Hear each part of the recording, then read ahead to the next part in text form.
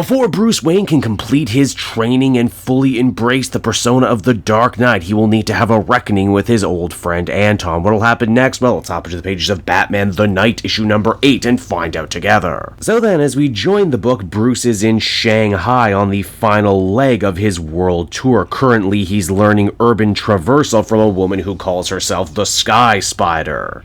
Isn't that funny? The spider taught the bat how to become a master of grappling hooks. It's not the actual training itself that Bruce is finding so difficult, it's because someone has actively been trying to kill him over the last couple months. Obviously, Batman jumps to the conclusion that the person who has it out for him must be his former friend turned rival and enemy, Anton. The two had always been competing for masters, but now more masters are turning up dead. No doubt after discovering what Anton truly was and what he meant to use that training for. In many ways, Anton is a ghost who continues to haunt Bruce's journey. And yes, I guess this is the point where I have to publicly eat some crow and admit I was wrong. I guess Anton really was actually Ghostmaker the whole time, which again just strikes me as a little bit weird. In a series where Zdarsky has gone out of his way to create dozens of new characters, why would he be willing to create a brand new out-of-continuity origin story for a character he didn't create? I mean, maybe he thinks Ghostmaker is cool. DC Editorial has certainly gotten behind the character, and he's going to be getting a spin-off series soon enough. Also, was this at one point meant to be in continuity? Because in one of the brief flashbacks, we actually get to see Bruce and Anton in Dublin learning knife fighting from an Irish master, which, if you'll recall, was actually how James Tynion chose to debut the character. None of this is really that important, but I'd be remiss not to talk about it. Now, Bruce thinks his last master that he's going to need to have to learn under is a strange Timothy Leary-style psychologist by the name of Daniel Capito. This guy lives in a creepy mansion over the ocean. He's completely broken from society after he seemingly found a way to move human consciousness forward. By mastering his own mind so completely, he can turn emotions on and off, feel no pain, and Lord only knows what else. Why did Bruce choose to save this discipline for last, you might be wondering? Well, for a couple of reasons. On one hand, he always felt that Anton had an edge over him in learning all of these skills because he was such an uncaring sociopath. Bruce feels that he carries around too many emotions, too much baggage, and if he could just magically flip a switch and turn it off, he thinks that he could be more than just a knight to protect the world. He could be a creature of darkness, a true Dark Knight, if you will. The training goes pretty well at first. A lot of meditation, a lot of learning to ignore pain. The physical side of it, Bruce has always been really good at, but it's the deeper stuff he just cannot seem to grasp. In fact, Daniel ends up getting quite upset at Bruce, saying that perhaps he'll never truly be able to master this discipline and become the perfected man that he has always wanted to be. Bruce fires back at the guy by zeroing in on what is probably my favorite theme of this entire story, and that is, hey, if you're such a master, if you're so great and so much better than the rest of people, then why are you hiding out here in this house instead of helping people? A wonderfully fitting question that you could easily ask all the different people who have helped Bruce on the road to become Batman, and Daniel's answer is, well, grim and nihilistic to say the very least. He says that after he mastered his own mind, he didn't actually find any great epiphany or joy at the end of it. If anything, it only gave him less faith in the universe. To him, nothing matters, but also everything matters. It's a truly maddening sort of dichotomy that he cannot seem to escape. In one last attempt to try and get Bruce to perceive the world the way he does, Daniel ends up showing him pictures of a dead Alfred and his ex-girlfriend from back home. Once again, Bruce jumps to the conclusion that Anton was already here beating him to this master, and as a grim exclamation point to how far he's gone, killed Alfred just to get to him. The truth is actually much more complex, though, as an injured Daniel ends up stumbling through the door at that exact moment, hunted by an assassin. This colorful assassin goes by the name Zumas, and as we discover, it's actually been him who's been trying to kill Bruce all these months and not actually Anton. Oh, don't get me wrong, Anton is still a bad guy. He killed those masters, though he swears that he only did it in self-defense once they tried to kill him first. Zumas, as if you already need me to tell you, works for Ra's al Ghul, and he's been on Bruce's tail ever since he beat up Ra's students back in Korea. Ra's seems to have a fascination with both Bruce and Anton now, and says that their training cannot ever really truly be done unless they come and see him. But in order to get there, Bruce is going to have have to defeat this highly trained killer. It's an uphill battle, but Bruce ultimately wins the fight by digging deep into himself and remembering his own love for Alfred. Yes, for you see, it's only now here in the heat of battle does Bruce realize he was all wrong from the jump. He didn't have to harden his heart and cut himself off to all emotion like Anton to be the best. He may be filled with anger and regret and sadness, but he's also filled with mercy and compassion, things that his enemies don't have. It doesn't make him weaker, it makes him stronger, it gives him fire to fuel himself. Bruce ultimately wins the battle against Zumas, and using his newly sharpened detective skills is able to riddle out that those pictures were doctored. After all, they were dead via bullet wound, much like his parents. But the assassin he defeated was a knife guy. Clearly this was Dr. Daniel proving what a true jerk-ass that he is by hoping to use such a dirty tactic to wake up Batman's inner demons. It's also right here at the end, too, that Bruce and Anton decide to put their differences aside. They started this journey together, and now they're going to see it through to the very end. They're both going to go to see Ra's al Ghul. And so that was Batman the Night, issue number 8, everybody, and overall I thought it was another really solid issue from Chip Zdarsky. I really do dig this idea that Bruce not only wanted to be the best in the world at everything, but at the end of his journey he discovered that he also wanted to be better than the masters who taught him. Or at the very least, he strived to be a better sort of person, and that really is what this story comes down to. Batman as a person. He's not some cold, unfeeling automaton. He's not always some creature of the night. He wants his enemies to think he's all of those things and more to help build his legend, but really he feels a lot. He carries emotion with him, and it's what makes him the Batman that he is. This is why Anton actually makes a lot of sense as a travel companion and juxtaposition. He's everything that Batman could be if Batman didn't care, if he really did harden his heart and lose himself completely to the night. In fact, more than anything, that's probably the great takeaway from Batman the Night in general, and that is that Bruce Wayne is every bit as important to Batman as a character as Batman himself is. He is the beating human heart underneath the superhero. He is the tapestry of all the good and the bad that's ever happened to him. Overall, I'd give this one another very solid 8.5 out of 10, and I cannot wait to see what Zdarsky's take on Ra's al Ghul is going to be for this book moving forward.